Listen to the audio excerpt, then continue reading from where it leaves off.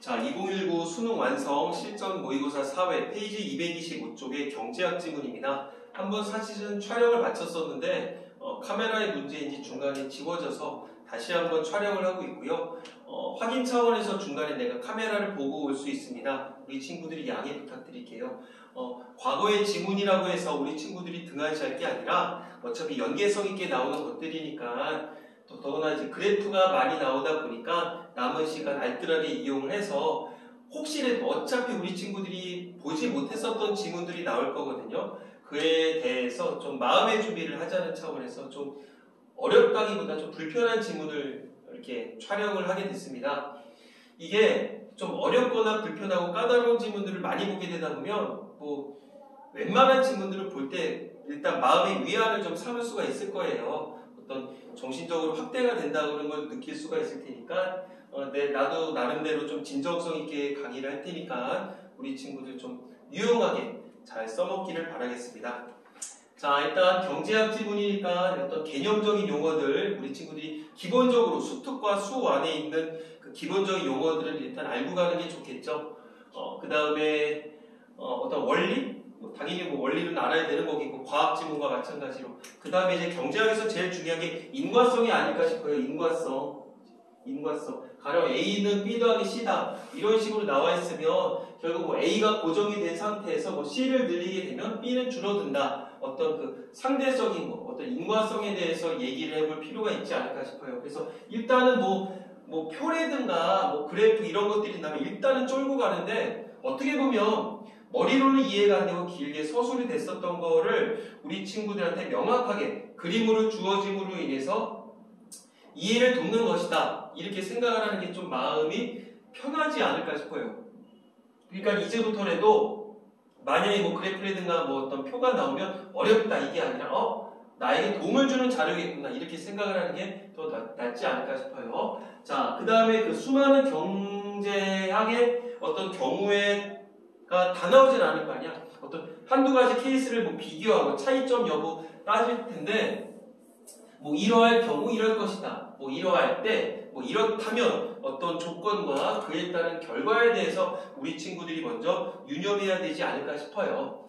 자, 한번 가볼게요. 그냥 교재에 있는 그대로 터왔기 때문에 이렇게 진행이 안 되고 이렇게 넘어가고 다시 오른쪽으로 가서 이렇게 다시 내려올 겁니다. 자, 일단 문제는 5개가 있고요. 윗글에 대한 설명으로 가장 적절한 것은 가장 적절하대. 구체적 사례를 일반화했다. 특정 사회현상에 대한 가설을 어쩌고저쩌고 했다. 경제주체의 특정한 행동이 나타나는 원인을 어쩌고저쩌고 했다. 가상적 상황을 설정했다. 경제적 유인구조와 그에 따른 경제주체의 의사결정을 괜히 읽은 것 같다. 사실은 윗글에 대한 설명이 이래서 어떤 부분적 지식이 아니라 이게 어떤 식으로 내용을 전개하고 있느냐. 이른바 어떤 전개 방식에 대해서 묻는 얘기니까 상황상 맨 마지막에 풀어야 되지 않을까 싶어요. 그 다음에 22번 교재는 교재 아래쪽에 문제가 있을 거야. 윗글에 대한 이해를 적절하지 않은 것은 자, 그럼 일단은 내용 일치 여부에 대해서 묻는 건데 기업의 수가 소수인 과점시장 그러면 2022 수특에서 그게 나왔었죠. 완전 경쟁 시장이라고 나왔었는데 과점시장이 나왔습니다. 항상 돌고 돌 거야. 그 다음에 보수 행렬을 통해 기업의 전략 선택 조합, 그 다음에 과점 시장에서 담합이 형성된 경우, 그 다음에 담합에 대한 강력한 처벌만으로도 어떤 이런 이런 용어들 주의해야 되겠죠. 그 다음에 담합 자진 신고자 감면제도, 이런 용어들이 나왔었네. 일단 스킵을 하고 넘어가게 되다 보면 본문을 일단 어느 순간 싹 떠오를 거야. 잠깐만 이거 어디선가 봤었는데 이런 거를 보기 위해서 내가 먼저 이 선택지를 보자고 했었던 겁니다. 자, 다음에 23번 가볼까요? 기업을 이해한 것으로 적절하지 않은 것은 자, 기업은 본문에 어디 나왔었냐면 이문단이라고 해야 될까? 왼쪽에 중간쯤에 가시면 이때의 균형이라고 나와요. 이때의 균형. 이때라고 하면 그 이때가 언제인지 앞쪽에서 설명이 나왔을 거 아니야? 자, 그럼 여기서는 어떤 내시 균형이 어쩌고저쩌고 나와 있고 그 다음에 우월 전략이 어쩌고저쩌고 나와 있고 그렇습니다. 그 다음에 오른쪽에 가봤더니 기업은 낮은 가격 전략 그 다음에 가격에 대한 추측 변이가 0이다. 그 다음에 기업보다 기업 A와 B가 높은 가격. 이런 용어들이 나오나 봐. 일단 내시 균형이 무엇인지에 대해서, 그 다음에 우월 전략이 무엇인지에 대해서 일단 체크를 하고 넘어갈 텐데, 본문을 보고서 우리 친구들이 이 어떤 문항에 23번 문항에 이 보기를 읽는 친구들도 있겠지만, 나 같은 경우는 여기 있는 거를 먼저 보고 나서 본문을 가는 게 좀 더 편하다는 생각을 했었어요.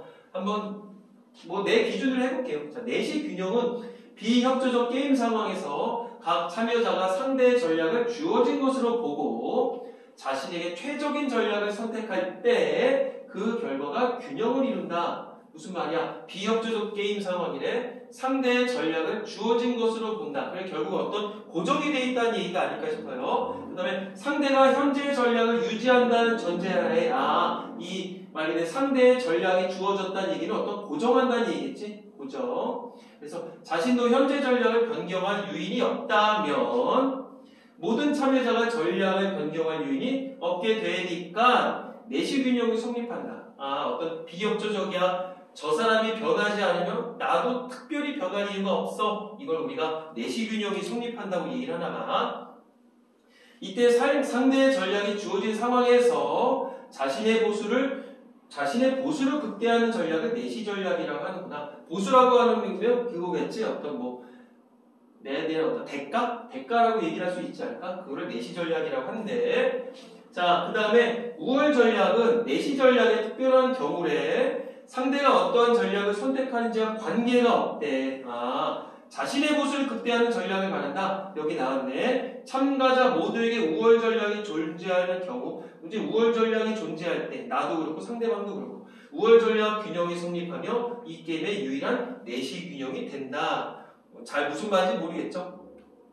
자, 일단 이렇게 나왔었고, 그 다음에 24번 가볼까? 24번에 보면 A와 B에 대한 이유는 적절하지 않은이라고 나왔습니다. A는 뭐였었어? A가 어디 있냐? 원래는 아까 전에 본문에서 슬쩍슬쩍 확인을 했었어야 되는데 A가 어디 있냐면요.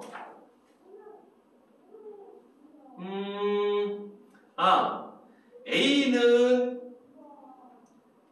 오른쪽 단락의 맨 위에 있다. 두 기업의 어떤 1기만 담합하기로 약속한 경우. 자, 1기만 담합을 하기로 약속한 경우. 사실은 내가 지금 어떻게 보면 실수를 했었는데 문제를 먼저 보기 앞서 지문을 훑어보면서 기억린 디귿의 위치를 파악을 해야 되겠죠? 그래서 지금 우리가 한 5초 정도 손해를 봤었을 거야. 근데 이런 실수를 전혀 하면 안 되겠죠? 우리 친구들은 지금 연필을 들고선 지금 종이를 보고 있는 거니까. 그 다음에 B 같은 경우는 그 바로 아래 있는데 각 기업이 N기 동안 담합을 한대. N기 동안 담합을 한다고 나왔습니다. 그래서 봤더니만 1번, 2번은 A에 대해서 나왔었고 그 다음에 3, 4, 5번은 B에 대해서만 나왔었네. 그러면 상식적으로 봤을 때 즉 말 그대로 어떤 1기 담합에 대해서 얘기를 보고 나서 바로 24번의 1, 2번 선택지를 보는 게 좋지 않을까 싶어요.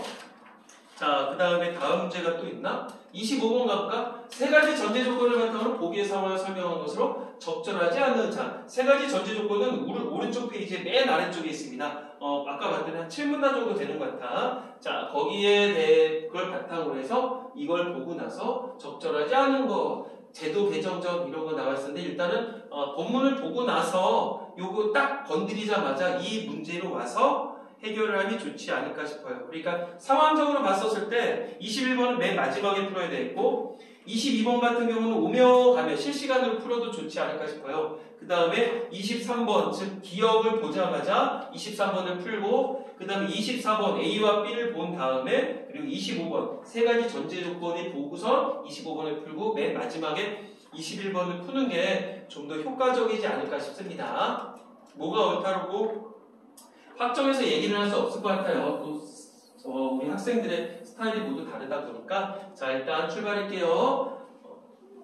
자 1달러 소수의 기업만이 제품을 생산하여 공급하는 시장 형태를 과점시장이라고 하는구나. 소수의 기업. 그러면 이게 과점하면 우리 통합사회라든가 그런 시간에 배웠을 거 아니야. 독점시장이라고 들어봤죠. 독점은 소수의 기업이 아니라 정말 딱 하나밖에 없는 걸 독점이라고 얘기를 하고 과점에서는 몇 가지 기업이 있는 걸 우리가 과점시장이라고 얘기를 하겠지. 그러면 올해 2022학년도 같은 2022학년도 수능 특강에 나왔었던 완전 경쟁 시장과 분명히 좀 연계해서 나올 수가 있으니까 좀 마음의 준비를 합시다. 자, 다음에 여기서 기업의 수가 소수라는 것은 어떤 기업의 이윤이 자신의 행동뿐 아니라 자, 다른 기업들의 행동에 의해서도 영향을 받는다는 것을 의미한다. 우리 기업의 이윤이 우리 행동만이 아니라 다른 기업들의 행동에 의해서도 영향을 받는다. 이걸 우리가 소수라고 얘기를 하다가 따라서 뒤에 있는 것들이 중요하겠죠. 과점 시장에서 각 기업은 자신의 행동에 대한 다른 기업들의 반응을 고려한 이 반응이라는 얘기는 어떤 그 상대방의 다른 기업들의 행동이라고도 볼 수가 있겠지. 의사결정을 합니다. 왜? 영향을 받는다고 했잖아. 이때 한 기업의 행동을 변화시킬 때, 자, 이런 조건 여부에 대해서 우리 친구들이 유념해야 된다고 했어요. 다른 기업들의 행동이 어떻게 변화할까? 어떻게 변화하느냐. 이게 여기서 보는 이른바 행동이자 어떤 반응이라고 볼 수가 있겠지. 이걸 예상한 값을 우리가 추측변이라고 얘기를 합니다. 자, 땡땡 안에 있네요. 얼마나 친절하게 해줬으니까 우리 친구들이 좀 유념하시고, 여기까지 보면 좀, 눈치가 빠르달까. 어떤 실시간 문제풀이가 익숙한 친구들은 이게 저 뒤쪽에 22번에 1번 가볼까? 기업의 수가 소수인 과점시장에선 여기로 와서 볼 수도 있고 아니면 다 보고 나서 해도 되는 거니까 나 같은 경우는 이렇게 했어요. 자, 22번 1번 기업의 수가 소수인 과점시장에선 상대 행동에 대한 예상을 바탕으로 자신 행동을 선택한다. 자, 맞죠? 그래서 이거를 체크를 하고 넘어갈 필요가 있지 않을까 싶어요. 자, 다음에 본문에 이제 이문단으로 가볼까? 예를 들어 무엇의 예를 들까? 이른바 이제 추측변이에 대한 예를 드는 게 아닐까 싶어. 추측변이 어떤 기업의 행동 변화시킬 때 다른 기업들의 행동이 어떻게 변할지 예상한 값을 우리가 추측변이라고 얘기를 하는데, 예를 들어 시장 내에 어떤 제품의 공급자로 기업 A랑 기업 B만이 존재를 한데 각 기업의 가격에 대한 추측변이는 0이라고 하자.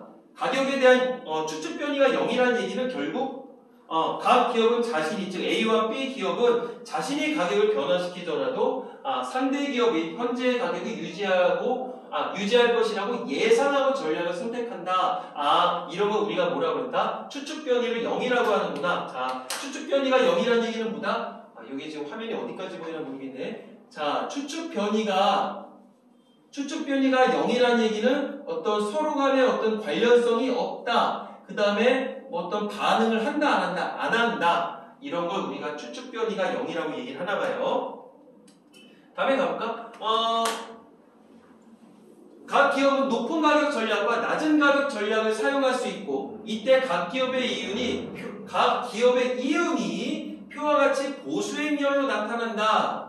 보수행렬이 나타난다. 보수행렬이 뭔지 모르는데 일단 가볼까? 보수행렬이란 각 기업이 특정 전략을 선택한 결과로 얻게 될 이윤을 나타낸 표래. 지금 화면이 같은 화면이 있어야 되는데 이거 좀 친구들이 불편할 수도 있을 텐데 일단 가볼게요. 각 기업이 특정 전략을 선택한 결과로 얻게 될 이윤을 나타낼 때 이윤. 그래서 가령표 거기에 있는 거 보면 140과 30은 A가 낮은 가격 전략을 선택하고 B가 높은 가격 전략을 선택할 경우 A는 140, B는 30의 이윤을 얻게 된다는 것을 의미한다. 친절하게 설명 다 해주네. 자, 이러한 상황에서 각 기업이 서로 협조하지 않는다가, 아까 전에 협조하지 않는다는 얘기가 아까 전에 몇 번 문제 있었던 것 같은데 23번에 있었죠. 비협조적 게임 상황이라는 용어가 났었잖아. 협조를 안 한다면 A와 B 모두 낮은 가격 전략을 선택하고 각각 50의 이윤을 얻는 상태에서 균형이 성립된다. 무슨 말인지 모르겠어? 왜냐하면 는 거 보고서 우리가 이해할 수 있지 않을까 싶어요. 왜냐하면 상대방이 어떤 전략을 선택하든, 그치? 상대방이 어떤 전략을 선택하든 이게 뭐였었어? 결국 아까 전에 그 맨 앞에 나왔었던 그 추측 변이가 0이라는 전제에 있는 거니까, 자, 낮은 가격 전략을 선택하는 것이 높은 가격 전략을 선택하는 것보다 각 기업의 이윤을 높여주기 때문이다. 자, 여기까지 가볼게. 자, 근데 아까 전에 표를 보면서 다시 한번 우리가 정리를 해볼 필요가 있지 않을까 싶어요. 한 화면에 넣었으면 우리 친구들이 좀 더 편했을 텐데 미안합니다. 일단 이거를 다시 한번 살펴보자고. 자, 이렇게 나타난 걸 이른바 보수행렬이라고 얘기했었는데, 자, 추측변이라는 용어는 우리가 아까 전에 알고 있었었죠? 상대방의 어떤 그 행동이 변화할지, 그 예상값을 추측변이라고 얘기했었고, 이 표에서는 추측변이가 0이야. 즉, 우리의 행동이 상대방의 행동에 영향을 아무것도 끼치지 않는다. 이렇게 보면 되겠죠. 자, 그리고 더군다나 비협조적인 상황이라고 얘기를 해줬었고, 그 다음에 상대방이 어떤 전략을 선택하든이라고 분명히 조금 그 뒤쪽 지문에 나왔었거든요. 이게 이의이지. 요 안에 있는, 괄호 안에 있는 건 A그룹이 있고 B그룹이 있어. 그러니까 앞에 있는 거는 누구의 이윤이라고 볼 수 있다. 그치? A의 이윤. 그치? A의 이윤. A기업의 이윤이 되고 B의 뒤에 있는 건 어떻게 보면이 아니라 어떤 그 B기업의 이윤이라고 볼 수가 있는 거죠. 그치? 이럴 경우 이 얘기인 것 같다.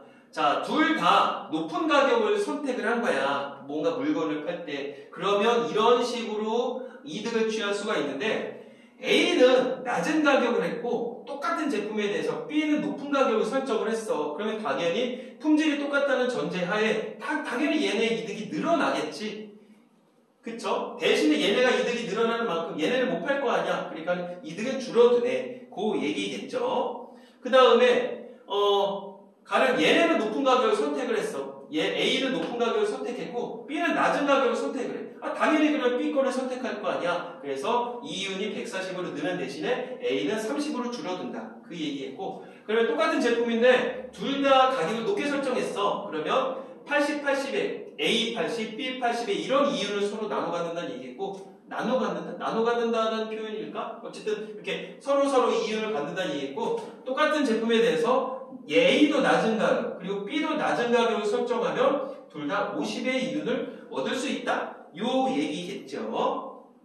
그러면 지금 뒤에 읽었었던 거를 한번 그 3분단을 가기 앞서서 그리고 이때 균형에서 거기를 한번 읽고 나서 우리 친구들이 봐야 될 것 같아. 자, 그리고 이때 균형에서 왜 다 낮은 가격을 선택하는 때에서 가격이 서로 협조하여 높은 가격을 선택하면 80, 80의 이윤을 얻을 수 있음에도 불구하고 협조하지 않음으로써 50, 50의 이윤을 얻게 된다. 자, 상식적으로 봐도 둘 다 높은 가격을 설정해서 80, 80 이윤을 나눠 갖는 게 좋을 것 같은데 여기서 중요한 건 서로 협조를 안 한다. 그래서 낮은 가격을 설정해서 50, 50의 이윤을 나눠 갖는다. 이렇게 본다는 얘기겠죠? 그러면 이걸 다시 한번 가볼까?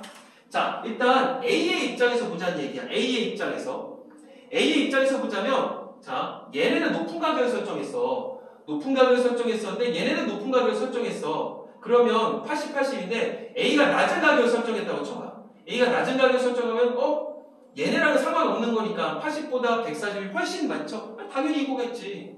당연히 이거를 선택하겠죠. 그 다음에 A는 높은 가격, 어쨌든 A의 입장에서 B가 낮은 가격을 설정했었다고 할 때 이게 낫겠냐 이게 낫겠냐.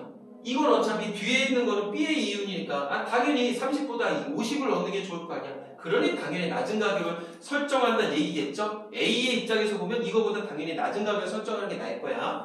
그리고 B의 입장에서 가볼게. B가 이러니까 이렇게 봐야 되겠지. 이런 식으로 보면 될 거야. 자, B가 높은 가격을 설정하고 A가 높은 가격을 설정하면 80, 80이야. 근데 B가 높은 가격을 설정하고 A가 높은 가격을 설정했었을 경우 B는 높은 가격을 설정하면 80, 서로 80의 이윤을 얻는데 A가 높은 가격일 때 B는 낮은 가격을 설정하면 80보다 140이 늘어나지. 60이 늘어나서 140으로 얻지. 당연히 그러면 A가 높은 가격을 설정했을 때 B에서는 높은 가격이 아니라 낮은 가격을 설정하겠지. 그리고 지금 우리는 B의 입장에서 보는 거야. A가 낮은 가격을 설정했다고 치자고. 그러면 우리의 입장, 즉 B의 입장은 지금 30밖에 못 얻잖아. 근데 낮은 가격을 설정하면 플러스 20에 대해서 50을 얻을 수 있어. 당연히 그러니까 B의 입장에서도 50을 선택을 하겠지. 요걸 선택하겠지. 즉 낮은 가격을 선택할 거야. 그래서 A의 입장에서 이렇게 보면 되고 B의 입장에서 이렇게 보면은 알 수가 있을 거야. 그래서 결론은 둘 다 낮은 가격을 선택하면 이득을 얻을 수 있다. 요 얘기네. 그러면 또 상식적으로 얻을 수가 있겠지. 좀 이런 생각을 할 수가 있겠죠. 아니 그게 아니라 둘이 다 좀 쿵짝쿵짝 얘기를 해서 협조를 해서 둘 다 높은 가격을 설정하면 좋지 않을까요? 하지만 뭐 비협조적이라는 얘기가 나왔었으니까 여기까지가 그 얘기인 것 같아요. 자, 뒤에 한번 가볼게요. 3문단으로 가볼까? 4문단인가? 4문단. 그치. 만약. 자, 여기가 이제 4문단입니다. 우리 책에서는 맨 아래쪽에, 왼쪽에 맨 아래쪽에 있으니까 한번 참고하기 바래요. 사실은 여기까지 풀고 나서 22번인가 거기에 문제를 또 하나를 볼 수가 있거든요. 22번에 2번 문제를 가볼까? 말 나온 김에. 22번에 2번 문제.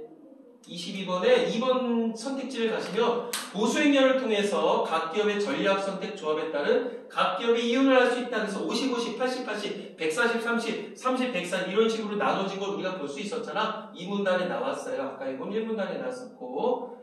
자, 그 다음에 요 3번까지도 볼 수 있네. 과점시장에서 담합이 형성될 경우 각 기업의 이윤은 담합을 하지 할 때에 비해 증가할 수 있다. 왜? 둘 다 50에서 80으로 늘 수가 있다고 좀 전에 봤었었죠? 그럼 이것도 맞는 얘기네. 자, 그리고 4번과 5번은 아직까지 안 나왔으니까 다시 앞에 가서 요거 4문단 한번 확인해 보도록 하겠습니다. 자, 만약 A와 B가 협조하여 높은 가격을 선택하기로 담합을 하면 자, 담합을 하면 아까 전에 50, 50에서 80, 80으로 늘었잖아. 둘 다 이윤을 증가시킬 수 있는데 담합의 실현은 담합을 하겠다는 상대의 약속을 믿을 수 있을 때 가능하나? 아, 신뢰성이 있어야 되나 보죠? 자, 예를 들어 모르겠어요. 나 설명이 모르겠어요. 그러면 예시를 보는 게 중요하겠죠. 자, 예를 들어 A와 B가 높은 가격을 약속했더라도 A가 이를 여기고 낮은 가격을 선택한다면 A는 담합 시에 비해 60의 이윤이 증가한다. 아까 전에 담합을 했었을 경우 80, 80이었잖아. 근데 담합을 안 하게 되면 140, 30으로 늘었었죠. 이게 그 얘기네. 혹시라도 모르면 이 60이 뭔지 모르면 이렇게 적어놔. 이윤이 증가한다. 따라서 뒤가 중요하겠죠. B는 A가 높은 가격을 선택하겠다는 담합의 약속을 믿지 않을 것이며 야, 너 이 자식아, 너 인마 담합을 해서 서로 80, 80 나눠 갖기로 했잖아. 근데 너 혼자 약속해서 너 혼자 140 갖고 나 혼자 30까지 라고? 그건 안 되지. 해서 B 역시 담합의 약속을 지키지 않겠지. 이와 같이 과점시장의 기업들에게 담합의 유인이 존재하는 동시에 담합을 이탈해서 상대를 기만하려는 유인 또한 존재한다. 지금 이 상황에서 누가 기만을 한 거야? 그래서 A가 약속을 저버리고 B 기업을 기만했다고 볼 수가 있는 거겠죠. 자, 여기서 얘기하는 담합의 유인은 존재한다면 상호 A가 A, B가 50, 50의 이윤에서 80, 80의 이윤으로 늘었다고 보는 거겠지? 근데 담합을 이탈해서 상대를 기만해. 그러면 이윤이 어떻게 됐었어? 80, 80이 아니라 140, 30꼴로 변화됐다는 거 상식적으로 알 수가 있을 겁니다. 자, 중요하다고 보면 되고 그 다음에 하지만 중요하네. 이러한 담합의 불안정성에도 불구하고 불안정이 뭐야? 이렇게 어떤 담합을 이탈해서 기만하는 거니까 현실에선 과업 기업들 간의 담합 행위가 자주 발생을 해. 이는 각 기업의 의사결정이 1회가 아닌 장기간을 고려해서 이루어지기 때문이래. 아, 우리가 한 번 볼 사이가 아니잖아. 그쵸? L 무슨 기업과 3 무슨 기업도 하루 이틀 보는 사이가 아니니까 장기간을 고려하더라. 아까 우리 문제 어느 문제였었나? N기, 1기 그런 거 나왔었던 것 같은데 이게 그런 식으로 연결되지 않을까 싶어요. 자, 그림은 위 표의 상황에 처한 A가 담합에 참가하는 경우와 담합에 참가하기로 약속하고 실제로는 이를 기만하는 경우 A의 이윤을 나타내는 거래. 자, 이 표를 얘기하나 봐. 어디의 이윤? 그치. A의 이윤을 나타내는 거래. 두 기업이 1기만 담합하기로 약속한 경우 자, 1기 이거를 어떤 기간으로 보는구나. 당연히 그래프를 볼 때 가로축과 세로축이 무엇인지 알고 넘어가야 되겠죠. 아, 세로축은 이윤인데 어디의 이윤? 그치. A의 이윤이라고 아예 해놓자고. 그리고 오른쪽 그 가로축은 기간인가 봐. 1기만 담합을 하기로 약속을 했대. A가 담합에 참여를 하면 면적 Y의 추가 이윤을 얻지만 상대를 기만하면 X 플러스 Y의 추가 이윤을 얻을 수 있다. 자, 따라서 무슨 말인지 한번 가볼까? 자, 아까 전에 담합을 안 하고 이 표에서 담합을 안 하고 그냥 너는 너대로 살아 나는 나대로 살게 했었어. 두 기업 다 낮은 가격을 선택했었으면 50의 이윤을 얻었었잖아. 50의 이윤을 얻었었는데 담합을 했어. 둘 다. 그러면 80의 이윤을 얻는 거죠. 그러니까 요만큼 늘어난 거네. 늘어난 거네. 근데 상대를 기만하면 아까 전에 50, 50이 아니라 80, 80에서 기만해서 이런 식으로 얻었잖아. 그치? 이만큼의 어떤 추가 이윤을 얻을 수가 있다는 거구나. 아, 그러면 일단 요 넓이라고 해야 될까? 요거가 뭐야? 요 넓이는 뭐라고 보면 돼? 어떤 그 낮은 전략을 선택했었을 경우 어떤 기본적인 A그룹의 이윤이라고 볼 수가 있겠죠. 맞죠? 자, 그리고 한번 이거 뒤에를 보지 않고선 말대로 한번 가볼까? 그럼 이렇게 했었으면 당연히 A 입장에서는 담합을 기만하는 이게 더 좋을 거야. 근데 지금 그래프가 보니까 굵기로 표현을 해놨거든. 혹시라도 나도 하다가 이게 뭐야 그랬는데 굵기가 달라요. 이렇게 체크를 해놔요. 이렇게. 자, 근데 이 1기가 아니라 우리는 하루 이틀 볼 사이가 아니랬잖아. 더 늘어난다고 쳐보자고. 자, 그러면 기만을 했었을 경우 이 A의 이유는 1기까지는 무지하게 80 이상의 이만큼을 더 얻을 수가 있는데 1기가 지나고 나서부터는 50으로 훅 떨어지는 거네. 그쵸? 훅 떨어지고 근데 만약에 그냥 담합을 해서 높은 각으로 유지를 했으면 이런 식으로 얻을 수가 있었을 거 아니야. 그쵸? 지금 그 얘기를 이렇게 설명해 준 거예요. 자, 그래서 담합을 했었을 경우 A의 이유는 기본적인 요 넓이에다가 만약 n기까지 간다면 y 플러스 z의 넓이를 더 얻을 수가 있었던 거지. 근데 만약에 기만을 했었다면 뭐랑 뭐를 더한다고 보는 거야? 어떤 기본적인 월 넓이에 y랑 x를 더한다. 이렇게 본다고 할 수가 있는 거겠죠. 그러면 상식적으로 생각해볼까? 이 n기는 말 그대로 언제인지 몰라. 그럼 이게 길어진다고 보자. 그러면 당연히 x보다 z가 훨씬 넓잖아. 그쵸? 그러니까 딱 느낌이 와야 되겠지. 아, 담합을 기만한 것보다 담합을 유지해서 가는 게 훨씬 낫구나. 이런 걸 상식적으로 알 수가 있지 않을까 싶어요. 자, 따라서 상대를 기만하는 것이 A에게 유리하다. 언제까지? 1기에서만. 한편 그러면 여기까지 보고선 A가 아까 전에 나왔었던 문제 있었잖아. 그거 한번 해결할 수 있나 가볼까? A 나왔던 문제 나와라.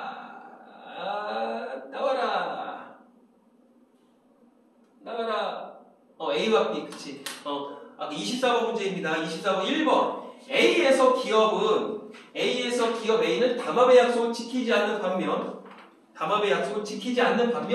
기업 B만 약속을 지킨다면, B는 1기 동안 30의 이윤이 감소한다. 어떻게 되는 걸까? A에서 기업 A는 담합의 약속을 지키지 않았어. 이게 결국 뭐였었어? 어떤 상대방을 기만했었던 거지, 기만. 그러면 이런 반면 기업 B만 약속을 지켰대. 그러면 1기 동안 30의 이윤이 증가하는 거예요? 아니죠. 50, 50에서 아까 140, 30으로 바뀌었던 거 아니야? 그냥 50에서 30으로 바뀌게 되는 거지. B의 이윤은 그러니까 30이 아니라 20이 줄어드는구나. 아싸! 하나 얻었다. 그 다음에 2번. A에서 기업 A와 B가 실제로 담합의 약속을 지킨다면 그냥 50, 50에서 80, 80으로 변했잖아. A와 B 모두 1기 동안 30의 추가 이윤을 얻을 수 있구나. 맞았네. 물론 이거를 확인을 해야 되겠지만 너무 확실한 답일 경우에는 굳이 시간을 1분 1초라도 줄이기 바라겠습니다. 자, 그리고 다시 본문으로 와서 한번 가볼까요? 잘들 하고 있어. 진심이야. 그리고 좀 이 처리되면 사실은 지금 이제 9월 말이거든요. 내년에 내가 이걸 다시 촬영할 수도 있을 테고 우리 후배님들을 위해서 또 안 할 수도 있겠지만 지금 이렇게까지 우리 그 3학년 혹은 2학년 각 자리에서 열심히 하는 거 보면 솔직히 어쨌든 좀 눈물 나. 왜냐면 글을 통해서 나 스스로도 반출을 해볼 수가 있겠고 조금 쟤는 어디 가는데 나는 어디 가 이런 거는 의미는 없어요. 이제 어떤 우리는 대학을 나온 입장에서 그래도 흔히 말하는 어차피 계열이랄까 이런 얘기를 하겠지만 각 자리에서 열심히 마무리까지 좀 잘하기를 다시 한번 좀 부탁을 합니다. 부탁이랄까? 그러면 좀 뜬금없는 얘기를 중간에 던졌어요. 자, 어쨌든, 자, 다음에 가볼게. 한편 각 기업이 N기 동안 담합하면 약속을 한 경우, 담합 시 추가 이유는 Y 플러스 Z라고 아까 전에 얘기했죠? 근데 기만 시에는 1기와 마찬가지로 X 플러스 Y의 추가 이유밖에 얻을 수가 없어. 1기가 끝났을 때 B가 A의 기만회계를 인식을 했어. 야, 이 자식아, 너 임마 A, 너 혼자 그렇게 약속을 깼어? 그래, 너 혼자 140의 이윤을 갖고 나는 원래는 50이었는데 나 30밖에 못 가져? 야, 이 나쁜 놈아! 이런 얘기겠지. 이후에는 B 역시 담합의 약속을 지키지 않을 것이겠지. 그래서 따라서 N이 충분히 크다면, 이 기간이 길어진다면 Z가 당연히 크게 되겠지. 이게 쭉 늘어나는 거니까 이 플러스 되는 것들이 이 X보다 훨씬 크다는 얘기겠죠. 그래서 담합이 형성이 될 수가 있더라. 알겠나요? 그러면 담합의 약속을 지키지 않을 것이다. 그러면 N이 충분히 되다. N이 충분히 크다. 이거는 혹시라도 보니까 아예 기간이라고 적어놔. 특별히 어렵진 않을 것 같아요. 다시 한번 얘기하지만 아마 이 그래프가 우리한테 주어지지 않았더라면 더 어려웠었을 거야. 그러니까 그래프가 나오면 쫄지 마시고 아싸 나에게 하나 주는 어떤 뭐랄까 힌트라고 생각을 하자고. 자, 그럼 N기의 입장에서 보면 요거가 결국은 뭐였었다? 흔히 말하는 아까 50-50의 기본적인 이득이었었던 거지. 그러니까 길어질수록 두 기업은 담합을 할 수가 있다는 얘기야. 자, 됐죠? 그럼 이제 B까지 봤었으니까 혹시라도 몰라서 24번의 나머지 선택지들을 우리가 좀 확인해 볼 필요가 있지 않을까 싶어요. 자, 3번. B에서, 물론 답은 나왔지만, B에서 기업 A가 처음부터 담합의 약속을 어긴다면, 담합할 때 비해 1기 동안 60의 추가 이윤을 얻을 수는 있지만, 담합을 했었을 1기는 아까 전에 어디였어? 80, 80이었잖아. 근데 60의 추가 이윤을 얻을 수 있다. 혹시라도 모르면 이렇게 적어놔. 80, 80에서 아까 어떻게 됐어? 140, 30으로 바뀌었던 거 아니야? 하지만 N-1기 동안 기 30의 추가 이윤을 포기해야 된다. 맞죠?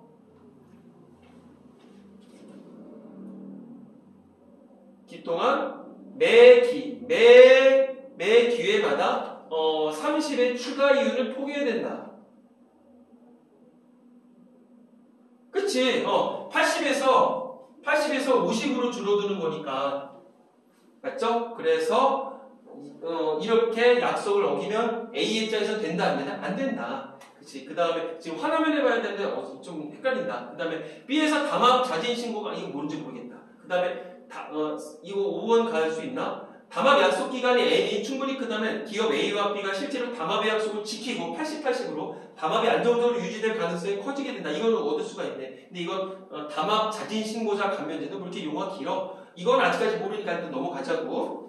자, 그럼 다음으로 와서 우리 아까 어디까지 봤나요? 자, 여기까지 봤었고요. 이것까지 다 해결이 됐어. 그럼 다음에 담합 자진 신고자 감면제도 용어가 기니까 여기서 이제 자진 신고제라는 이름을 하나 봐. 자, 담합 행위에 참여한 기업이 담합 행위를 자진 신고하거나 담합 행위에 대한 조사에 협조하는 경우 두 가지 시정 조치 및 과징금 등의 처벌을 감면해준대. 자진 신고할 수도 있고 조사에 협조할 때. 이 제도는 담합에 내재하는 불안정성을 이용해서 담합을 방지하려는 목적으로 도입이 됐대. 담합에 내재하는 불안정성이 뭘까? 아까처럼 한 기업이 다른 기업과의 어떤 담합을 파기하고 기만하고 그런 행위겠지. 그거를 방지해서는 목적으로 어떤 이른바 자진신고제라는 제도가 채택이 됐나 봐요. 자, 지금 이거 뭐 단락은 안 적고 있는데 여기가 지금 아까 전에 풀 때 보니까 6단락이었어.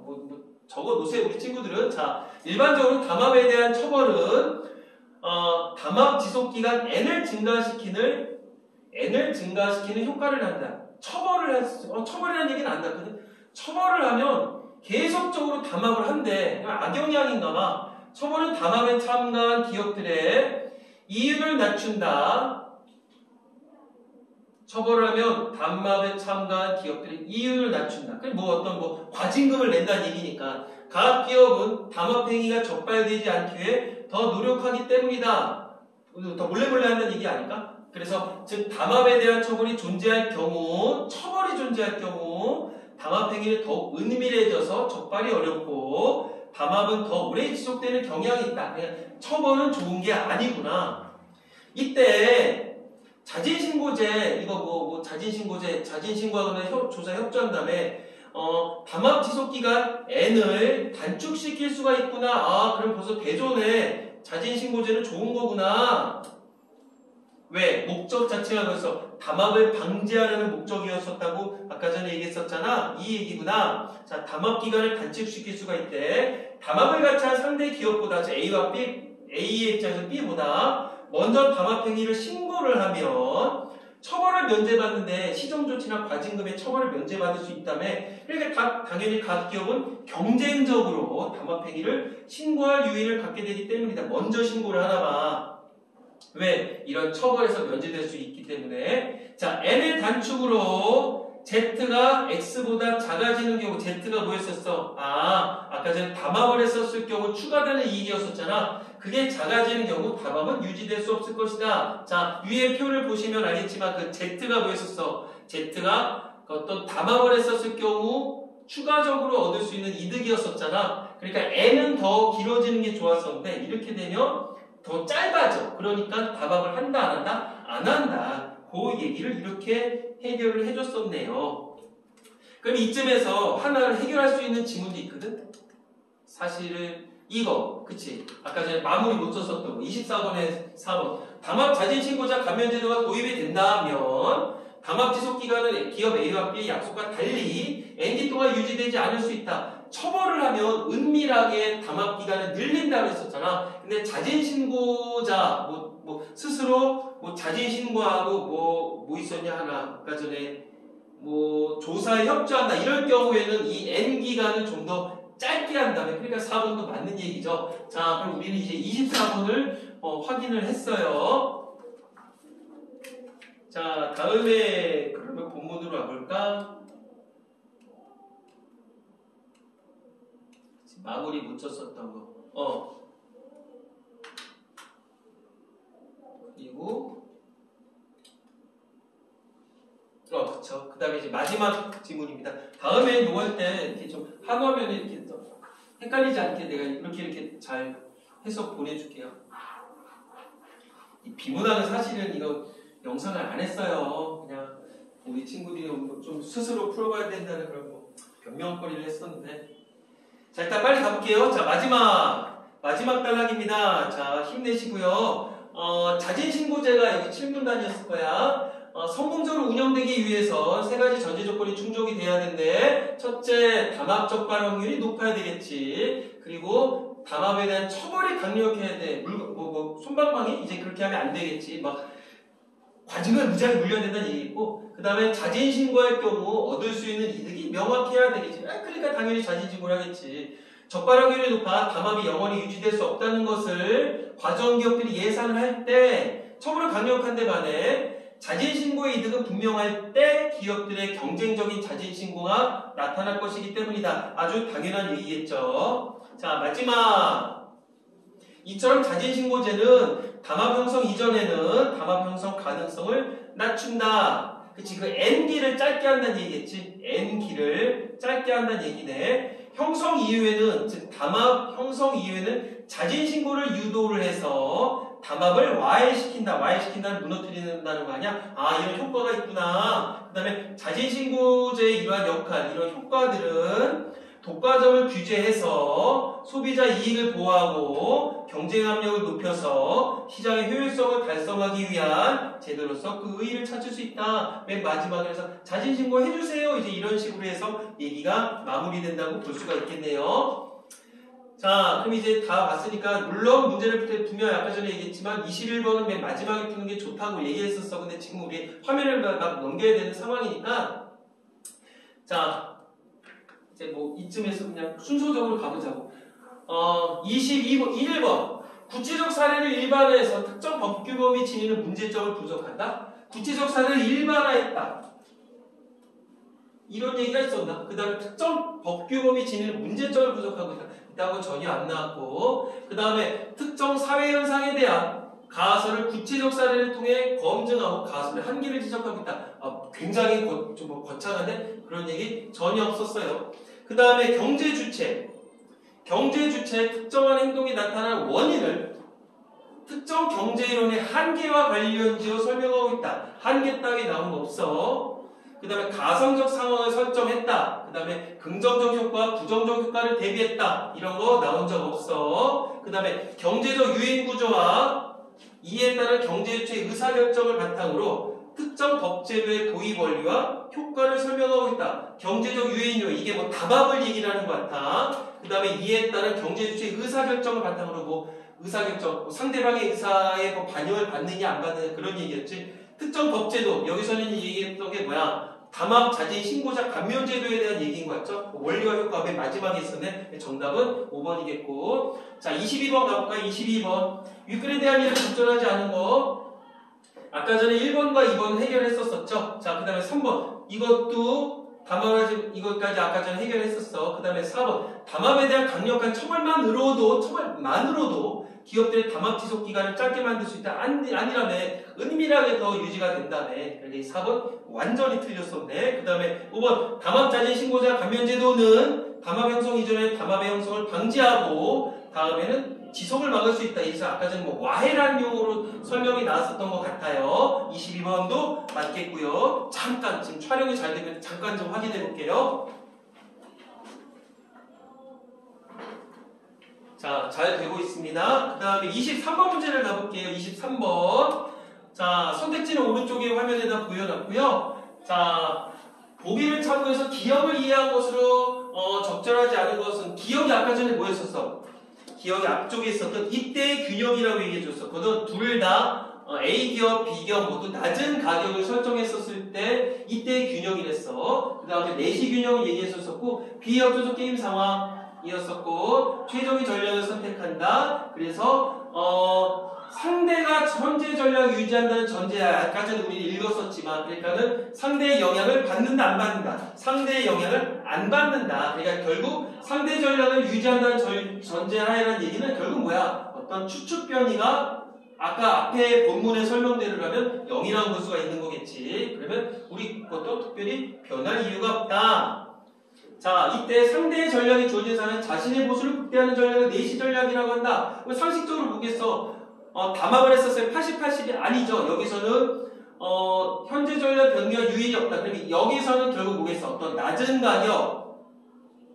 가격을 설정해서 아까 50의 이윤을 창출하게 되는 그런 상황을 우리가 내시 전략이라고 볼 수가 있는 거겠죠. 자, 다음에 우월 전략은 내시 전략의 특별한 경우래. 상대가 어떤 전략을 하는지랑 상관계가 없대.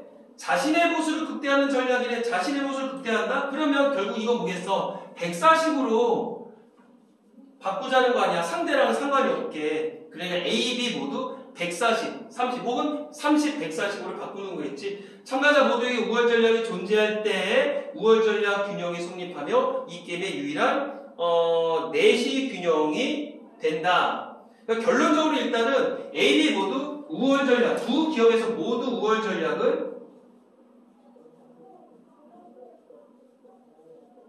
140, 30일까 아니면 담합을 했을 때 80, 80일까? 아니죠. 50, 50에 둘 다 낮은 가격을 설정했었을 경우를 우리가 우월 전략이라고 얘기를 해야 되겠지. 당연하게. 자, 그러면 어떤 1번지부터 한번 선택지를 한번 가볼게요. 1번, 즉 이때 균형은 A와 B가 모두 낮은 가격 전략을 선택해서 이러한 전략을 바꾸지 않는다는 것을 의미합니다. 이때 내시 균형 맞네요. 자, 1번은 맞았고요. 그 다음 2번, 기억이 성립하는 이유, 이때의 균형이 성립하는 이유는 상대의 전략과 관련이 없이 낮은 가격 전략을 선택하는 게 자신의 이윤을 극대화하는 전략이기 때문이다. 맞겠죠? 그 다음에 각 기업의 가격에 대한 추측 변이가 0이라는 것은 각 기업의 상대의 전략을 주어진 것으로 받아들인다, 수용한다, 고정된다. 그 얘기니까 당연히 맞겠지. 자, 그 다음에 4번. 기업 A와 B가 모두 높은 가격 전략을 선택할 때 높은 가격에서 50에서 80, 80으로 됐었던 거 아니야? 각 기업의 이윤이 증가함으로 두 기업이 모두 높은 가격 전략을 선택하는 것이 우월 전략이다. 우월 전략이다? 아니지. 두 기업 모두 높은 가격을 설정하게 되면 물론 80, 80일 것처럼 되겠지만 여기서는 기만을 할 수가 있었잖아. 그냥 140으로 되겠지만 상대의 이득은 30으로 줄어들게 되는 거겠지. 그러니까 이건 틀렸네. 그리고 5번 A와 B가 협조를 해서 80씩의 이윤을 얻을 수 있음에도 불구하고 협조하지 않고 50씩의 이윤만을 얻는 기업이 균형인 이유는 기업 모두에게 우월 전략이 존재하기 때문이다. 자, 우월 전략은 뭐였었어? 상대의 어떤 것에 대해서 변경할 요인이 없게 된다. 영향을 안 받는다는 얘기였잖아. 추측 변이가 0이라는 얘기였었으니까 결국 50, 50의 이른바 둘 다 낮은 가격 전략을 선택하는 걸 택하더라. 그렇게 보면 되겠지. 그래서 23번 확인을 했고요. 24번 아까 전에 해결했었고, 그 다음에 25번 마지막 문제입니다. 자, 세 가지 전제 조건이 뭐였었어? 세 가지 전제 조건, 아까 전에 본문에서 뭐라고 했었냐면 확률이 높아야 된다, 처벌이 강력해야 된다, 그 다음에 자진 신고할 경우 어떤 이득이 명확해야 된다, 그 얘기했었단 말이야. 자, 이럴 경우 보기의 상황을 설명한 것으로 적절하지 않은 이래. 자, 여기도 어떤 예시가 나왔었는데, C국은 담합으로 인한 소비자 피해를 방지하기 위해 담합 자진신고자 감면제도 도입했고, 이 제도는 담합 행위를 가장 먼저 자진신고한 기업, 이거에는 과징금의 75에서 100%까지 감면 혜택을 부여해. 야, 100%까지 혜택을 준다고? 그 다음에 적발이 될 경우 가장 먼저 조사 협조한 게 이른바 1순위 조사 협조자는 과징금의 50에서 100%까지 감면 혜택을 준다. 자, 100%까지 혜택을 준대. 하지만 제도 도입의 효과가 기대만큼 나타나지가 않아. 그러면 뭐가 있겠지? 어떤 처벌이 강력하지 않았다거나, 어떤 자진신고를 했었을 경우 그에 따른 어떤 그 혜택이 명확하지 않았다거나, 아니면 적발력이 높지 않았다거나, 세 가지 중에 하나겠지. 그래서 C국은 자진신고자 1순위 조사협조자 모두에게 과징금의 100%를 감면해주는 것으로 제도를 개정했대. 몇 퍼센트에서 몇 퍼센트가 아니라 무조건 100%로 해줬나봐. 그 결과 개정 전에 비해 담합 적발률 크게 증가했고 담합 형성률 크게 감소했대. 자, 이때 적절하지 않은 걸 보세요. 1번 제도 개정 전에 C국 정부가 담합 행위를 적발하는 데 성공하는 비율이 지극히 낮았다면 제도 개정에도 불구하고 제도의 효과는 크게 나타나지 않았을 것이다. 그치? 적발 확률이 높아야 되는 데서 낮아야 되는 데서 적발 확률이 높아야 되는 데서, 그러니까 이거는 맞는 얘기네. 2번 개정 이후 제도 도입의 효과가 크게 나타난 건 기업이 담합 행위를 자진 신고하거나 조사 협조할 경우 얻을 수 있는 이득이 개정 전에 비해 명확해졌기 때문이다. 세 가지 조건 중에 이게 명확해졌다가 몇 번째였냐? 명확해진다가 세 번째 조건이었거든. 맞네. 그 다음에 3번 가볼까? 제도 개정 전에 과징금 감면 혜택이 정부의 재량에 따라 결정이 되었기 때문에, 재량에 따라 결정이 됐다는 건 뭐야? 이럴 경우 75에서 100, 이럴 경우 50에서 100. 저렇게 뭔가 어떤 그 구간이 크면 분명히 문제가 발생할 수 있어. 기업이 담합 행위를 스스로 신고함으로써 얻을 수 있는 이득의 크기에 불확실성이 존재했다고 볼 수 있다. 그러겠지. 똑같이 신고했는데 누구는 75% 혜택 주고 누구는 95% 혜택을 주면 분명히 문제가 있었을 거야. 그 다음에 제도 개정으로 인해 1순위 자진신고자와 1순위 조사협조자의 과징금 감면 혜택이 동일해짐으로써 1순위 조사협조자가 얻을 수 있는 과징금 최대 감면액이 이전에 비해 증가한 것으로 볼 수 있다. 자진신고자 혜택은 75에서 100% 감면이라며, 그리고 조사협조자는 50에서 100% 혜택이라며. 그러니까 일단은 짱은 100이야. 100까지 줬었으니까 특별히 늘어난 게 아니라 유지가 된 거겠지. 이딴 거 75, 50 같은 거 다 없애버리고, 그러니까 유지가 된 거니까 증가했다고 볼 수 없네. 그래서 4번 틀렸고, 5번 담합 행위가 적발이 될 경우 시국 정부가 부과하는 과징금의 액수가 작았다면 기업이 자신의 담합 행위를 스스로 신고함으로써 얻을 수 있는 이득이 작음으로, 그래서 처벌이 강력해야 된다 그랬지. 제도 개정의 효과가 나타나기 어려울 것이다. 이건 처벌의 어떤 강력함, 그거로 연관 지을 수 있겠죠. 그래서 5번도 맞고 정답은 4번이겠습니다.